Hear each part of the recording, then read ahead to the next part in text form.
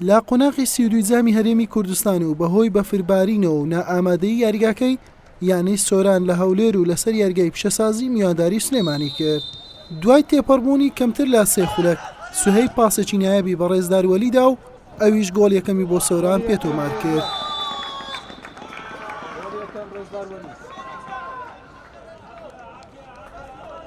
سۆران لە میوانەکەی باشتر دەردەکەوت و هەوڵەکانی بۆ گۆڵی دووەم مەترسیدار بوون.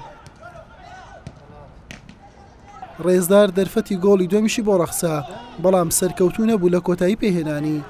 لا کۆتاییەکانی نیوەی یەکەم هەوڵەکانی سلێمانی بۆ گۆڵ یەکسانی کارابوو. ڕامیار جەلال توانی سوود لەم دەرفەتە ببینێت و ئەنجامەکە بۆ سپی پۆشانی سلێمانی یەکسام کاتەوە.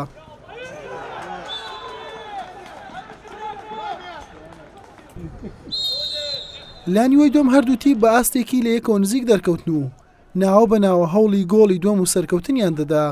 دەرفەتەکان نەبوو نەهۆی گۆڕانکاری لە ئەنجامی یاریەکە.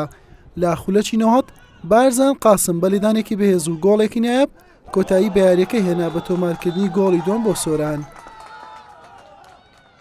بەعام سۆران باشتر بوو حیازی تۆپی وەرگرت.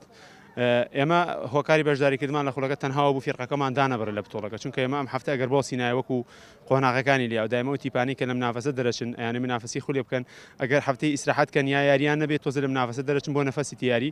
ئەم خولێشکەوە بەشداریمان کرد ئێمە هەروەکو یانی سلێمانی بۆ ئەوەی لە بتۆڵەکە بەردەوام بین و ئامانیشمانەوە بیبێنەوە. بەڵام سۆران ئێمە باشتر یاری کرد، سپاس بەخوا بەبێ ئیسابە بەبێ هیچ شینێکی یاریزانەکان تیپەکەمان هاتدەرەوە و ئینشاءڵڵا چاومان لە خولی پلەکانی کوردستان بتوانین لە ئەنجامەکانمان بەردەوام بین و سەرکەوین بۆ خولی ناوی کوردستان ئینشاءڵڵا. سەرەتا سپاس بەخوای گەورە وەکو دیار بە ئەمڕۆ لە یەکەم یاری لە جامی کوردستان ڕوبەڕووی تیپی سلێمانی بووینەوە، یانی سلێمانی یانی سلێمانیش وەبزانیانێکی باشە و لە پلێک لە سەدارەیە. ئێمەش تموحی ئەومان هەیە لەو کاسە بتوانین یعنی گەر هیچ نەبێ بەرەو پێشەوە بچین. سپاس بەخوای گەورە ئەوڕۆ دیار بوو مۆفەق بووین. بەم جۆرەیانی سلێمانی لە جامی هەرێمی کوردستان ماڵاوای کرد و سۆرانیش گەیشتە قۆناغی 16 و لێ ڕوبەڕووی پێشمەرگەی هەولێر دەبێتەوە، بەڵام بە تیر و پشک یاریگای یاریەکە دیاری دەکرێت.